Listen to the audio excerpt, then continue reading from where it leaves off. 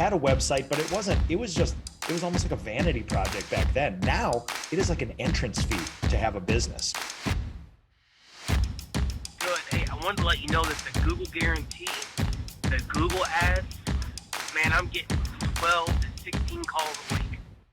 My goal is at least do 10 to 15 more years, grow it up, sell it for 40, 50 million, maybe more.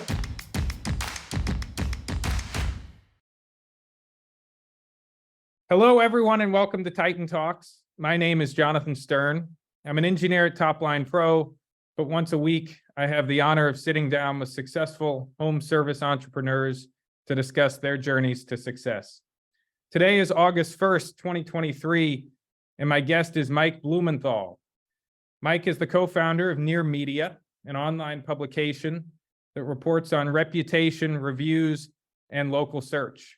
In other words, Mike is one of the world's foremost experts in local search engine optimization, and he knows more about Google business profiles than probably anyone else on the internet. I learned about Mike while doing research on why Google seems to mark certain photos as unapproved. And the moment I encountered one of his articles, I said, gosh, we simply have to get this guy on the show. Mike, we are thrilled to have you here today. Thanks so much for taking the time, and welcome to Titan Talks. So two things. You asked me to correct the bio if I felt the need. I always feel the need to interject. So one is, I guess I should be known, rather than the world's greatest expert, I consider myself the world's an idiot savant in the little red pin. I know very little else, but I know about the little red pin. And Near Media does consumer. The other thing that Near Media does, besides writing about the intersection of search, social, local, and commerce, and I would encourage listeners to sign up for our newsletter, is that we do consumer behavior research vis-a-vis Google. Excellent. Well, let's start simple. What is SEO? What is SEO? Well, SEO can be anything you want it to be. Obviously, it stands for search engine optimization, but from my point of view, I always want to append several modifiers. One is local. I think that most business in this world is local, and yet most SEO, when considered by itself, tends to be either national or international, and that doesn't interest me. And the other is that it is marketing, that in the end, any SEO has to first and foremost understand that they are responsible for helping market a business, not just achieve rank in Google. And that's just fundamentally, and be responsible for conversions. Those are fundamentally different things than search engine optimization, which is what SEO stands for. Can you describe the importance then of a Google business profile to the people that we work with here at Topline Pro, landscapers, painters, plumbers, pressure washers? Why should they want a Google business profile? What's the point? Right. Good question. From where I sit and from the analysis I've done in various categories and industries, we see anywhere from 40 to 90% of last touch lead generation occurring through the Google business profile. Google is the dominant search engine, but in local, it is far and away more dominant even than in general search, garnering 95%. And most, because it includes reviews and photos, web information around the web, most consumers have gotten in the habit when looking for a new business to look at Google. Even if they get a referral from a friend, they will frequently go to Google and make sure that your Google image, their perception of you on Google lives up to what they are looking for. So it plays a critical role regardless of where they are in the discovery process. And I think it probably generates more leads, even if you're not aware of it, than any other digital source you have. And it probably even generates more leads than word of mouth, although that's very industry dependent. You said 90%, upwards of 90% last touch lead generation. Do you have any idea what it's like for the home services industry? I've never done that analysis for home services, but in every other category, home services is not a high consideration category, right? High consideration category being you need an employment lawyer because you're getting screwed at work, right? You really, really have to spend time researching it. I consider home services medium or low consideration category where people don't need to dig that deeply. And in low consideration categories, 90% is not uncommon. It might be a little less, again, depending on what it is they're looking for, but it's a high number. I'm confident of that. Yeah, likely even more important for the landscaper to be on Google than the lawyer, you're saying. Well, on Google Local, I think the lawyer has an equally important role there, but what we see happening is with legal, they do have home service ads, but if home service ads aren't there, we saw about a 50% utilization of the PAC versus organic. And when they had home services ad, we saw that drop to a third. So it also depends on what Google's presenting on the page. Google can control what people do quite easily. And it's very query dependent as well as category dependent. But in terms of digital marketing, there is no other single piece that's more important than that and your website. The two things work together to create a digital presence. I mean, I perceive email marketing is very important. And between those three things, the rest of it probably generates 5, 10, 15%. That includes social and the other stuff. So I see those three as sort of key to success. We're going to get into the website piece of it later. For now, let's stick with Google. The first thing that we do when a customer signs on at Topline Pro is set them up with a Google business profile in the event that they don't have one. I have heard from the people that are walking the pros through this process that verification can often be a brutal week or two, pain points all along the way. Why does Google make it so difficult? Well, there are different distress level categories at Google. For example, bricks and mortar, where Google has extreme confidence about where a business exists and what their location is, how long they've been in business, is on one end of the spectrum. At the other end of the spectrum is businesses that are new, that are service area businesses that the internet doesn't know a lot about, that Google doesn't know a lot about. And when that happens, Google throws up a number of barriers to the business to force them to prove that they're real. Historically, home services has been a tremendous source of spam in the index, and Google finally is trying to deal with that. When they do, they often squash innocent bystanders in the process. And in this case, many small businesses, pull their hair out over things like video verification, et cetera. But if a business is real, and if they've done the other job so that Google can know of your existence digitally, have an index site in Google Search Console, have listings at licensed sources for Google. So in the United States, Google looks at Data Axle, InfoUSA as a primary resource to understand if a business really exists, because Data Axle, InfoUSA verifies the existence of a business. So Google has some confidence that somebody else has already looked into it. They also use Better Business Bureau because Better Business Bureau does the same thing. So in the home services, before you attempt to claim or verify your listing, you want to have a relatively, an indexed website that's been around, and you want to be sure that you at least have those primary data sources secured. And, if you do a citation campaign on top of it, it just reinforces Google's perception that you really exist, filed taxes with your name, with that kind of things that they look at as well, perhaps accepted credit card receipts in your business name. And if your name is consistent across those, it'll be easier to get verified. If you have an address where people can actually visit you, it's a little easier too. Again, service area businesses have been high stress for Google, a lot of abuses. So they make it a little harder for businesses that do not accept walk-in traffic. Sometimes Google offers a video option, other times a postcard. And then there's this third option where you can get verified with a text message pretty much on the spot. Sometimes it takes weeks, other times it's instant. What is your sense on whether there's a method to Google's madness? Oh, absolutely. There is a method. Like I said, I guess how much does randomness enter into this?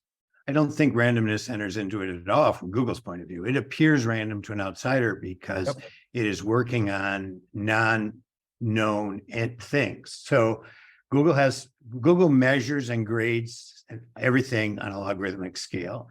And the existence of a business is graded in the same way, or the likelihood of existence of a business is graded in the same way.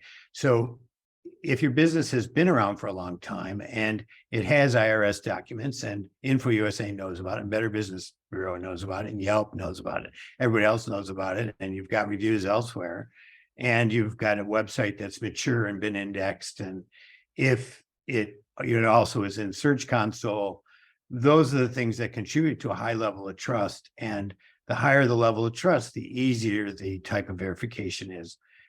Also, for example, if you have email at the domain of the business, that's Google loves that, because again, they know that you really are the person that's supposed to be verifying this. So the trust has to exist at both a personal level and a business level.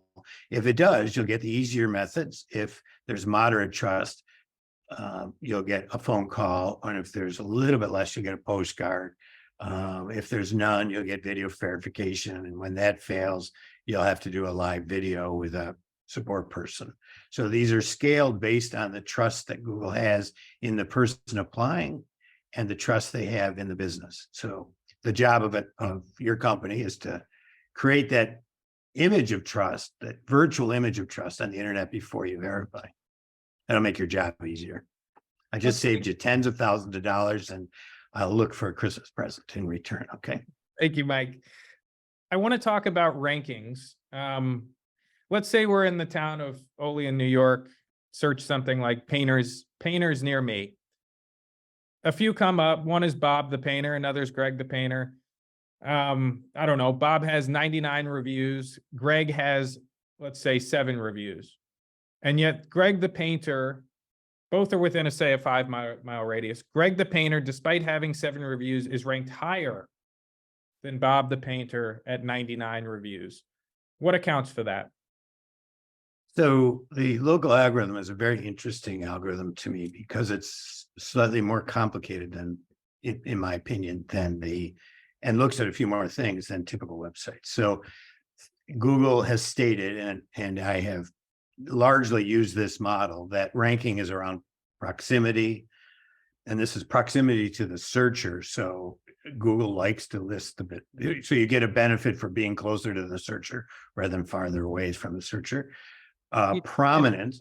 Quick question on that. Even if I type painters near me, that's certainly true. What if I type painters in? And if you use the most common, which is painter, I mean, people have gotten, because Google is so good at identifying your location and identifying queries with local intent, it is likely, I haven't looked, we could take a look, or you could take a look while we're talking. It is likely that painter, which is probably the more common query, generates a pack. It is still based on their best guess of your location. So if you put in painter Olean, what changes in those 3 queries is the viewport of where they will source the locations that they think are relevant to your query, right? So based on your location and query, they will define a viewport of size. Proximity still applies regardless of the search being, if it's closer, it's going to have higher proximity values. So proximity is one. And the way Google works is whatever they score on like a 0. They normalize down to a 0 to 1 scale, right? So they may score it in miles, but ultimately it'll get reduced to a 0 to 1 sort of logarithmic scale. And then there's prominence and relevance. So relevance is whether you, based on this port that they're showing you, viewport of the world, is the query, does Google understand your business to be relevant to that query? So relevance is defined by your business name, by your category, by your services that Google has identified, and by your website, by the internal linking on your website, by the content of your reviews, by things that the link phrases people have linked to you on, articles mentioning you in the press. Those are all considered relevance, and Google understands from that who you are, what you do, and where you do it. Again, determining that you belong in this cohort that matches the query. And then assuming that there's equal proximity and equal relevance, then prominence will then rank them. And prominence is a function of how popular are you on the web. And that's a function of quality of inbound links, quantity of reviews, and other important citations, a citation not being a structured listing at some third bit directory, but rather things like mentions in the New York Times or Business Insider or at the local chamber website or in the local newspaper. Those are citations beyond sort of classic citations that are what Google looks at to understand your prominence. It then, looks at the prominence of those pages using the traditional iterative view and tries to calculate how prominent you are compared to this other business. So in all that, you can say I mentioned reviews twice, but it's amongst whatever 200 other variables. And so it's not surprising to me that I can't remember whether it's Bob or Greg at this point, but that the one with the fewer reviews ranked higher. It's just, I know I see in the forums all the time, I have more reviews, I think I'm more important. Whether you think you're more important or not as a business is largely irrelevant to Google. They have this criteria and they're going to apply that to you and 200 million other businesses. Let's go then. Let's go. And one other thing I would say here is that it will depend to a large extent on consumer queries, and consumer queries, as much as you think it is paint or Ole in New York, I would contend it probably isn't. Consumer behavior is a very weird thing, and watching consumers behave, which I do regularly as part of the research we do, totally bizarre how they get to an answer, and it probably isn't painters Ole in New York. Let's go beyond reviews then. I too forgot whether it was Bob or Greg with 99 who That's ranked. because I was so engaging in my description that I completely captivated you to the point where you forgot what you were asking. I forgot my question. Incredible. So let's say Greg had the 99 and wants to usurp Bob with 7. What's the first thing he should do? Should he add new service areas? Should he add more pages? Well, the first thing he should do is determine where he's getting the most customers, right? In other words, step back a little from Google and do an analysis, tag all your links, understand where conversions are happening, and then double down on those areas. If the conversions are happening on the website, improving internal linking and calls to action, if they're happening on Google. There's two things on Google. There's rank, but there's also conversions. And it could be that you just look worse than the other guy. So some of the low-hanging fruit on Google My Business is to just look better. Great photos of your staff. Watching people want to deal with other people that look like them. I know, and there may be in this country more nefarious elements to that. But when I watch people do searches, they look for happy smiles of real people. They hate stock photography, and they're looking to see what your team looks like, to sort of look in your eyes to assess that you look like decent people. And this happens urban, rural, it doesn't seem to matter. So there are some low-hanging fruits you can do, like great photos at Google, that will help convert more of the people that do see you at Google. Google's going to give you a fair bit of search volume. And so I wouldn't worry so much about rank as I would about taking advantage of every aspect of making sure that you look good to the potential searcher. And rank, ranking is important, but it shouldn't take precedence over projecting the correct image of your business. So that's reviews, that's photos, that's having a great looking website. People go to a website and they immediately judge whether you're a jerk or not, if your website looks like a jerk.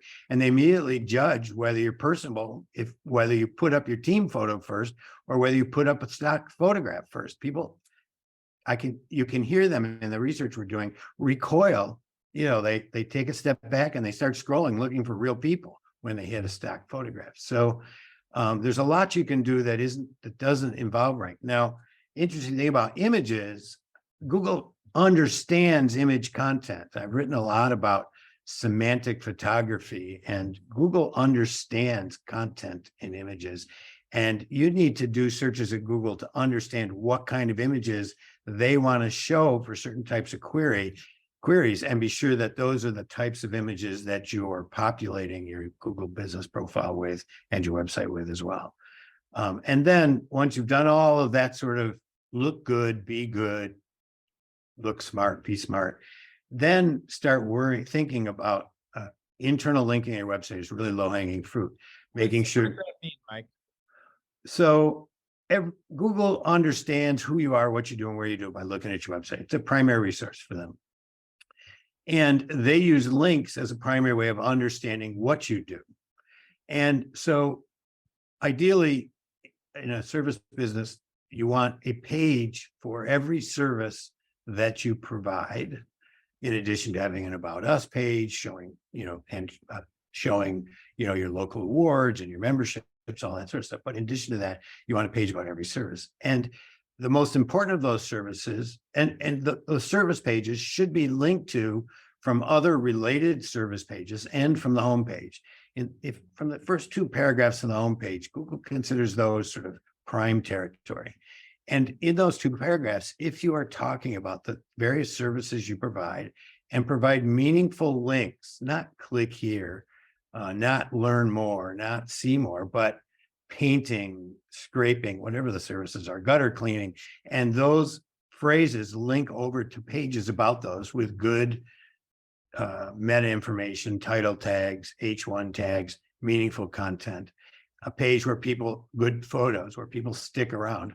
Google sees those signals and those internal linkings as saying, let's say it's on, scraping, right? And somebody's looking for a house scrape or whatever. They see the link. They know what you call it. You call it the same thing that the consumer calls it. Consumer comes to that page. They stick around. They see that as a signal that you're serious. Consumers like it, and they will reward you for it. So internal linking is a way to achieve it. Internal links are an incredible way to educate Google about what's important to you, and they will rank you as a result. So after I've done all the pretty stuff, make it look good, I would work on your internal linking because that's something you completely control. Obviously, you need an ongoing review management program. You need to continue to ask people for reviews, and not just at Google. Google doesn't just look at Google reviews. You have to understand, if you just do Google reviews, you're very vulnerable. Consumers like first-party reviews. They like reviews at other sites. So I would not limit it to Google only. And Google uses reviews from around the web to understand you, not just Google reviews. And then finally, external mentions and preferably links of your business, traditional PR in the local newspaper, or links from industry associations or local chambers, those sorts of things. That's sort of the order in which I would do things. Speaking of reviews, sometimes a home service pro will write in saying, reached out to this homeowner. Homeowner says that they left a review on my profile, but it didn't appear. What's going on? Are they being truthful about having left the review, or is Google to blame here for hiding the review or somehow taking down the review? What do you usually say to people in this case? Well, if you're in the home services, you can count on Google removing a fair number of reviews. Wow. Starting last February, they implemented a new review filtering algorithm. And home services, if you look at the research I did at Near Media, you'll see that home services was a particularly targeted segment for this filter. And the filter is very aggressive, particularly on newer businesses. So it is likely that Google removed the review because it met some broad definition of spam. Anything that the home service pro can do to get that review back on Google, or is Yes, there is a form at Google. And in Okay. fact, I wrote a post at Near Media, sort of step-by-step how to recover missing reviews, that I would reference in this context. But there's a form at Google. If you can get the client to send you the image of the review, that gives you 2 pieces of, they do a screenshot of the review because they can see it. If they can see it and the business can't, that's a filtered review, right? And I know it's a lot to ask of a customer, but what I would suggest in your industry is that before you ask customers for review, and when you're asking them, you mention that Google tends to filter them a lot. We wouldn't want that to happen to your review, Mr. Customer. So if you could, when you're done leaving it, just send me a screenshot so that if it doesn't show up, I can prove to Google that you left it. I would actually build that into the review ask so that the customer doesn't, you don't have to go back to the customer and ask them another favor. They've already done you a favor. They've already left review. Google decided to nuke it. You know, you don't want to have to go back to that customer. So build that ask into your review process. Then you have both their actual Google username, which is usually different than their actual name, and you have a copy of the review. The form on Google only asks for the username, which you give them, but they'll send you back an email that says, I'm sorry, we're not going to return your review, blah, blah, blah, and they'll give you some bullshit. And then if you take the screenshot and email it back to them and say, gee, here's the review, could you double check?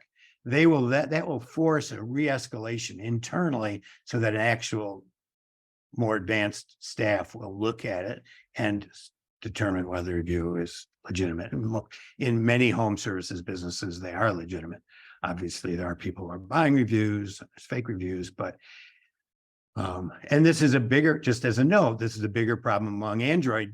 If many of your consumers use Android, it's going to be a bigger problem. For whatever reason, Google can't suss out and as easily target iPhone reviews. So if they have iPhones, you're a little more likely to get the review through.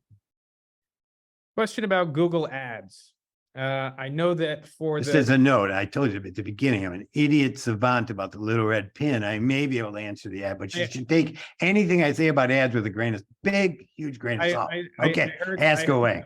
I heard savant, so I'm gonna proceed. Idiot savant. That means one thing that I'm really knowledgeable about. So go ahead. I'll take your question and then maybe I'll either ignore it or we'll move on, whatever. Right. You may not know, and that's okay too. For the duration of the company advertising on Google, I know they rank a little bit higher on Google. Is there any lasting effect on that company's Google business profile? The reason they likely rank higher is that you have more impressions to a user. They're more likely clicking through to your organic or local results. And so you may get, Google always says they don't measure click-throughs. What we think they do measure something like dwell times or something else, who knows what they're measuring, but they do somehow measure it, have a metric for interactions, and it does provide temporary boosts, but it would require an ongoing, you'd have to do something that generates their awareness so that you get increased click-throughs. It could be anything, but in this case, it's an ad that's increasing their awareness. They'll often skip the ad, but subliminally notice, they'll see you again in the local pack and organic. More times they see you, the more likely they're to click, and that then creates a behavioral signal to Google that people like you, and then they elevate you in the results. So I did have an answer to that because it's not really an ad question, but I have one more question before we get to the lightning round. Service areas. Is it always the case that more is better? No. Firstly, let's see, service areas. There's several issues around service areas. Google doesn't use them to rank you, and they determine your service area independent of anything you tell them. That's issue one. So you select a service area that accurately reflects what your business covers, because it's mostly a visual cue. However, there are situations where service area can get you in trouble with Google, particularly if you have multiple locations. Google has defined service area as really limited to a 2-hour travel time, and they've defined your next location as something beyond 2 hours. So you have to be a little careful with if you have multiple locations.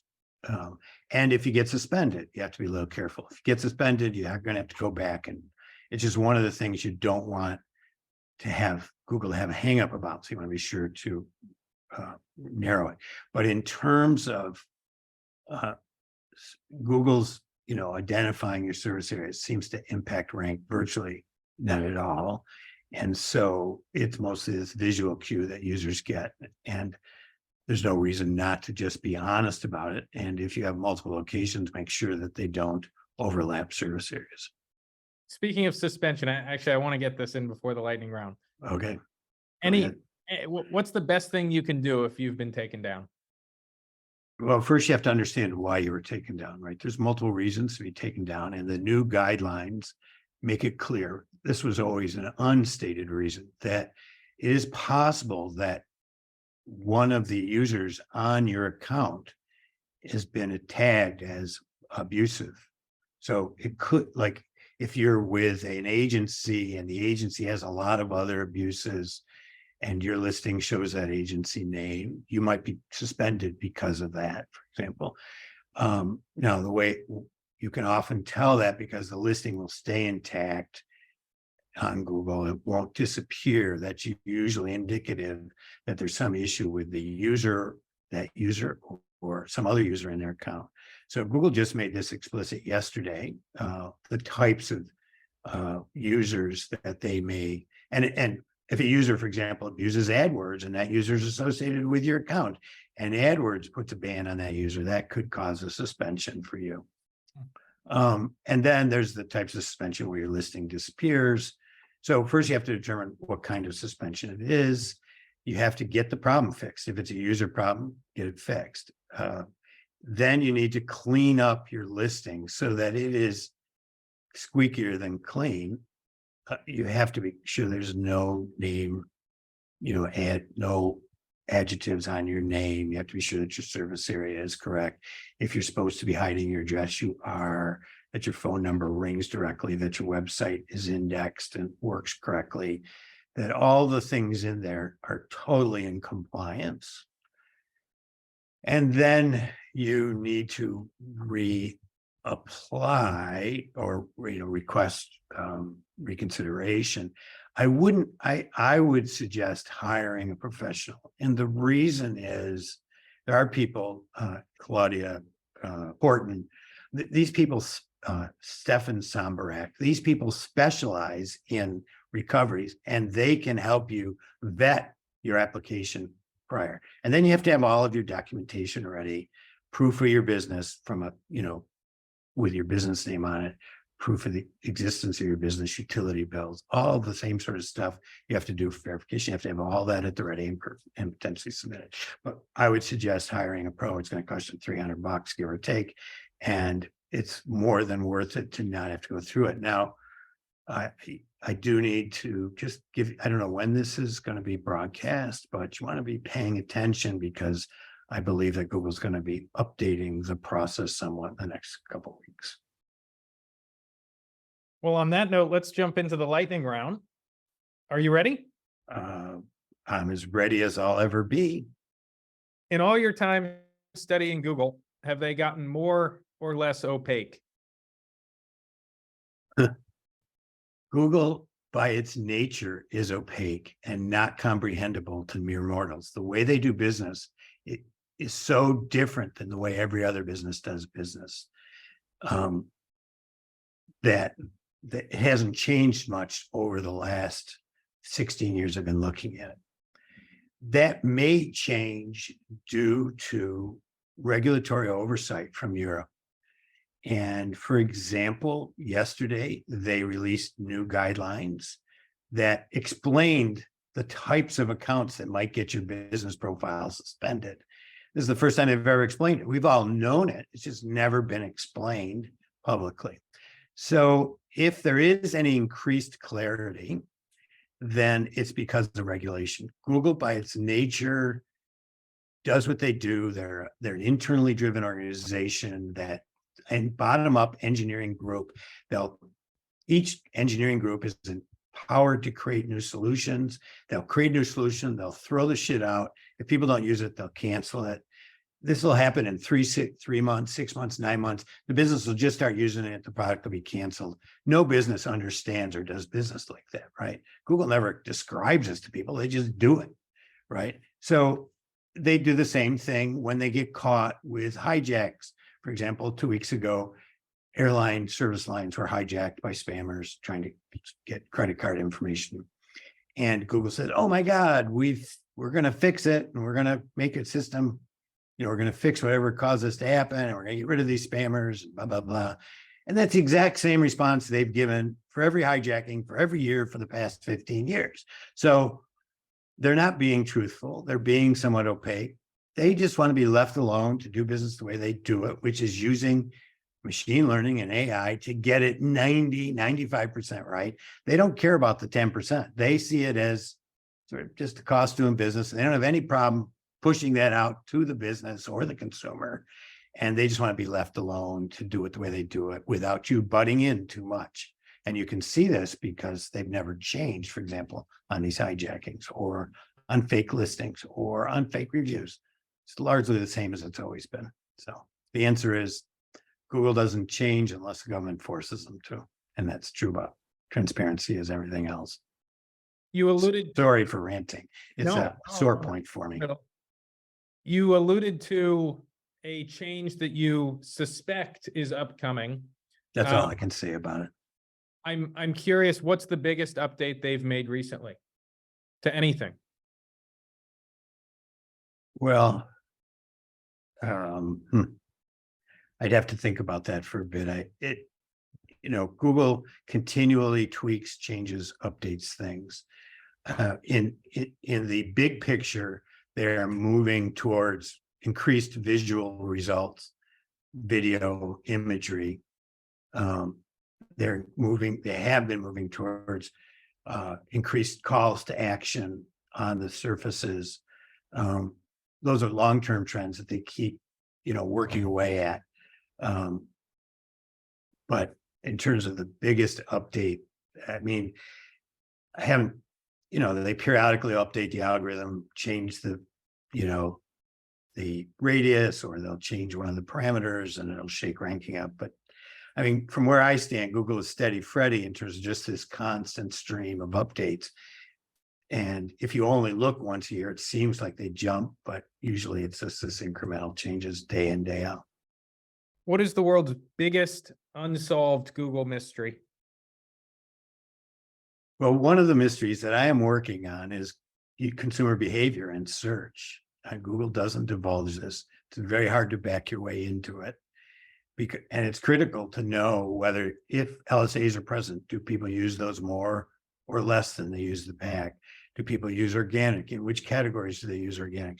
To me, user behavior on Google is one of the many is an unsolved mystery that I am personally working on that I find very interesting. And it seems to be that the behavior is very dependent on the category and the nature of the query, but it's still you need to follow near media, because we hope to be publishing some of this research in different categories at some point. But right now, you just have to reach out to me and I'm glad to share with you if I have it in your category. We don't have a lot of categories yet, but we're working on it. And to close, we have a number of landscapers, painters, pressure washers listening to this. If you were a home service professional, what would you do if you were just starting out with your online presence? What's one piece of advice you would offer to them? It's more about a system that includes your website, collecting emails and text messages, making sure your Google presence is sound, and asking for reviews. So it sort of creates if you do those 4 things, for example, when you do a job, get your contact information, build a database that allows you, when the job's done, to ask for review, which helps your Google business presence look better, creating a virtuous cycle. And I think that it's just important to have those processes in place. Subsequently, then you have the text number for every person, you have the email address for every person. If you're a little slow next year in the spring and you don't have enough jobs booked, you own your customers then. To me, that's the critical lesson here, is to not give up your customer ownership and have to rent them back from Facebook or Google regularly with ads. If you know who your customers are, you can reach out to them first to see if you can generate enough business. And with email, it's free. Then if you don't, then you can take other steps. But I think by owning that cycle, you can own your customer, treat them right, they'll treat you right, they will come back, and you can come back to them and stay, for a very virtuous cycle that's independent of ads, independent of ongoing costs. Our guest today has been Mike Blumenthal of Near Media. Mike, thank you so much for being a part of Titan Talks. Thank you very much for having me.